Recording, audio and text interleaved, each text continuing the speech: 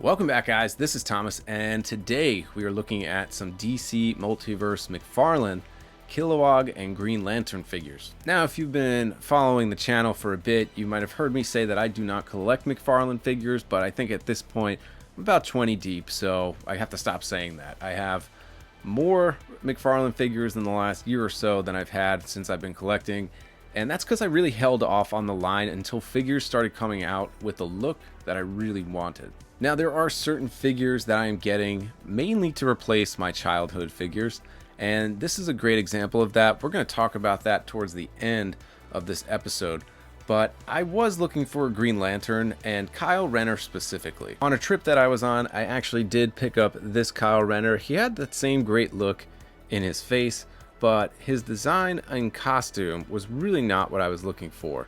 So I think the lime green, the aesthetic here of his kind of jumpsuit really weren't the details that I wanted in my Green Lantern. So I was really excited when this one came up for pre-order. This Green Lantern did come out, but it didn't have that Kelly green kind of motif going on. He had this lime green, so same costume, but in this lime green. So I'm glad I didn't pick that up for $70 on the aftermarket, because that's basically how much this thing cost. And for the price of the right Green Lantern that I wanted, and then you get this giant figure in Kilowog, I thought this is a better deal than going on eBay and paying that secondary market price. So big open window here, you can see everything inside. Looks like each figure comes with a card. Some accessories that we've seen before, like this big sword and the lantern. Not sure if we've seen that sword, because like I said, I really don't collect these religiously. And then Kilowog does come with a giant hammer, so we're gonna have to get that out soon. And on the back, we have some really nice artwork. Now, the Kilowog illustration looks more modern, but this Kyle Renner screams 90s to me, which is why I went for him. That's the look I wanted, and we finally have it. Proper colors and all. Really excited about that one. Looks like there's a John Stewart here, which I do know there is a John Stewart figure that just came out with the Plastic Man Build-A-Wave, because I bought some of the figures from that, but not all of them. But I now think with the release of some Hell Jordans, John Stewarts, this Kyle Renner, and Kilowog, most Mcfarlane fans, if they're trying to build a Green Lantern core, have enough figures where they can start putting that together. So with all that being said, let's go ahead and get these two figures out. Let's check them out. Getting these two out of the box, they're pretty impressive. I mean, Kilowog is a hefty beefy boy, so pretty cool to get them out. I don't know if this is pretty normal with Mcfarlane figures, and I've experienced this with some NECA, but they're kind of greasy to the touch, so I don't know what's up with that. But either way, still pretty cool. You know, one of the things I do commend Mcfarlane versus Marvel Legends is all the texturing. And I know this is old news for most of you if you collect Mcfarlane, but for me, it's nice to see that little extra detail for a not so premium figure, which is pretty nice. And what I do think is pretty cool about the design of Kilowog is he doesn't necessarily match the design of Kyle Renner, so he probably would look good next to some of your other Green Lanterns that are just more in the standard outfit. So just face to face, you can definitely see that Kilowog has a lot of size on Kyle Renner, and Kyle's about the standard size for most Mcfarlane figures. So looking at Kyle, he's coming in at about, he's a little under 7 inches, and then you have Kilowog, who's towering over him, a little under 9. So definitely a big figure. Probably the only figure I have of this size from Mcfarlane is that Mega Figure Bane, which is pretty cool. I'd like to change that one out if they ever came with more of a Nightfall Bane, but his Mega figures are pretty good, so Mcfarlane, I'll give him that. We're gonna get Kyle out of the way, and we are gonna look at Kilowog first. So starting off with the big guy, Kilowog, I'm pretty impressed with this figure. He has a great face sculpt. I love the tusks. I love that angry look and that curled lip that he has. His eyes have a little red in them, so pretty cool.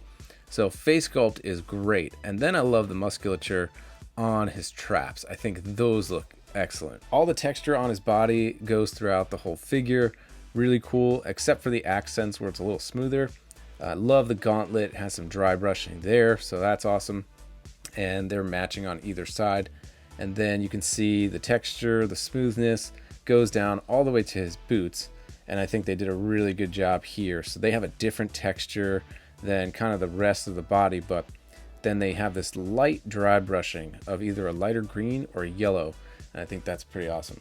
Now, while the rest of the body is this kind of emerald or Kelly green, I do like that they use more of a metallic green on the Green Lantern ring. So that looks pretty fantastic. It really shines through that textured glove. So loving the look of that. And something else that I think is really cool is that they didn't stop the sculpt at the hinges. So behind the knees, you can see that there's some sculpted creases in there. Just a cool little detail, I think, that they put in that they didn't have to. And not sure. Yeah, and that's even the same way at the elbow hinge, which is pretty cool. So a little added detail there. We'll look at some articulation from head to toe. His head is a little limited. He can pretty much look that far down, but then can barely get his head back. And that's because his traps are so big here, but that's okay. If you just wanted him kind of looking down, you can hunch his ab crunch down a little bit as if he's looking down at another character. And in the opposite direction, he can probably go way further than he ever needs to go. So I kind of wish that was the opposite way, where he can bend down a little more, but that's okay. With his arms stretched out like this, we're looking at about 9 inches across. So pretty cool. That's about the height of the figure, which is pretty impressive. Now, I wasn't such a big fan of these shoulder discs, but the more I play with the Mcfarlane figure, I actually do like them, because getting the figure's arms in front of them like this is so easy with those. So maybe they're growing on me. I don't think they're so bad, but you definitely get them in some dynamic poses. Swivel at the bicep, double elbow, hinge at the wrist. Can probably split about that way far. Double knees, hinge and rocker at the ankle. Then you do get that toe joint.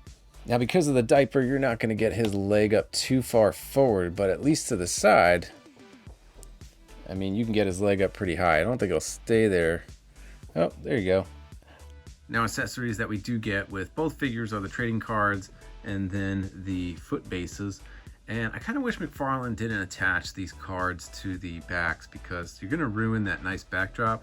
Not that I'd probably use it, but, you know, in case you wanted to, it would be a nice option, because it is pretty cool artwork. Kilowog does come with this gigantic lantern, so it's pretty big. Has some really nice detail on it. I do love the translucent green. And this is not completely smooth, like there's some texture to the handle. So it's a little different than the other one that we'll look at, but it's big enough to fit into his hand. So if you want to pose Kilowog with his lantern, it looks pretty nice. Actually, the hands are pretty pliable, so it fit in nice and easy. And then he does come with this giant hammer. Now, this is pretty cool. It looks sort of like a meat tenderizer with the details on the edges. And it's a pretty hefty accessory, I'd say, but you got the nice Green Lantern logo on the inside there, and then the stitching going up the handle looks pretty nice. So this is a good chunky weapon for this big boy. So overall, I do think this is a great figure. I don't know if he'll stay in my collection. He is pretty cool though. So if you did want to build that Green Lantern core, I do like that he can kind of fit into multiple teams. Doesn't necessarily have to go with the Kyle Renner that he came with, but I think the only one really that's missing is Guy Gardner. So for those Green Lantern fans, you're not too far away from completing some teams, but I think this one is a pretty cool addition and a really hefty figure. Next, we're going to move on to the star of the show for me, which is this Kyle Renner. So as I mentioned before, this was my Green Lantern growing up. We all might have a different Green Lantern depending on when we got into comics, but this was my guy. And I do love this look. I love the details on him. And we'll do a little compare and contrast. So I guess if we have this version here, and then let me see if I can get this guy to stand up in one shot. All right, not bad. So there are some key differences, obviously. The green is way brighter on this one, but he also does have the white gloves, which is closer to the look of the original Green Lantern. But I do like the arm gauntlets on this guy. So where this one looks maybe more like a more updated version, I do like this one from the 90s. And the work that's on the gauntlet is pretty cool. So it's these soft rubber pieces, so it shouldn't inhibit articulation. And then he does have the knee pads too, which doesn't look like it'll be a problem. But this one does not have that, as you can see. So he just has kind of the exposed elbow and knees. So we're gonna get a closer look at some of the details here, but looking at the face sculpt, I think it's pretty much identical to this one, and I'm assuming to the other one, but where the hair curls, where it's part, I think these are pretty much the same. It just looks a little different because of the tone of green, but To me, when I think of the 90s and hairstyles, this comes to mind. So that split down the middle, the way that it hangs on either side. So this definitely captures the time pretty well. And then it's a pretty basic body, but really for me, this is what I wanted, this design, specifically on the chest and abdomen. So that's what I'm looking for in my Green Lantern. We already went over the gauntlets. Now, the one thing, his ring was not painted the same way that Kilowog's was. So that's just a regular hit of paint. Really wish they would have gone the extra mile and did the metallic like they did for Kilowog, because that stands out a heck of a lot more. I don't know, I wish they would have just done the same. So I might be able to hit that with a bit of metallic paint myself. You can get his arms spread pretty well. Rotation at the bicep, double elbow. Not much going on with the ab crunch, so I'm starting to think this might be just the way most Mcfarlane figures are. Again, I probably won't need him to be bent that way, but would be nice to get a little more range that way. It's about as far back as he can split. Get his leg up that much from the side. Double knee, ankle pivot and rocker, and then you do get the toe articulation. One of the things I really don't like about Mcfarlane figures are the ball joints at the wrist and the ankles, but I think because of the gauntlets, it doesn't look too bad. Like, it's not too noticeable. So I think in this sense, it actually looks pretty good where it doesn't take away from the sculpt all too much. So you really can't see it at the wrist, and you really can't tell that that ball joint is down by the ankle. And looking at some of the accessories that this Green Lantern comes with, he did get this big sword that we've gotten in previous releases. You do get this smaller lantern, which is the same as the one that we've gotten before. It's just not in that lime green now. Now this Green Lantern actually does come with another hand, which this one actually looks like it did have a hit of metallic paint. So wish they could have done it for this one, but I think it's just nice to be able to pop that off, and now you have another hand that could be gripping. Now that you have that extra hand, you can put the lantern in one hand, and this sword, the one that we've gotten before, looks like it would fit really nicely into that hand. Now, I'm not sure if this is a brand new accessory, but we do get this almost samurai sword or katana blade. So this is really cool, and I think it goes well with the next accessory, which is the shield piece. Now, I know this is probably meant to be some kind of samurai armor that goes on the figure, and it just slips right over his head, so this is fairly easy. So a nice little accessory that he can actually wear, and then you can get this sword in his hand. So I think that is a cool look for him. So this is my original Total Justice Kyle Rayner Green Lantern. This is one of my favorite figures. I wish I had the accessory, but something that really sells this figure for me is that chest piece, because it's very similar to a chest piece that he got. And I don't think I have that chest piece anymore, but seeing this newer figure with that piece on really gives a sense of nostalgia for this figure. But this guy was my Green Lantern for the longest time, and I think now to finally be able to replace him with a brand new figure that has the same look is really exciting.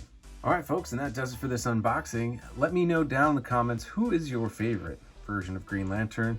Mention mine, Kyle Rayner all the way, but luckily Mcfarlane is kind of filling those gaps for some of the missing characters. I'm probably not going to keep the Kilowog. I'm definitely going to keep this Kyle Rayner because of the nostalgia that he gives me for that Total Justice line. This one was a no-brainer for me. And I'm not really sure what the single carded release version of Kyle Rayner is going for. I'm sure the price has dropped, but for what the aftermarket was charging, came out to be about the same for these two figures.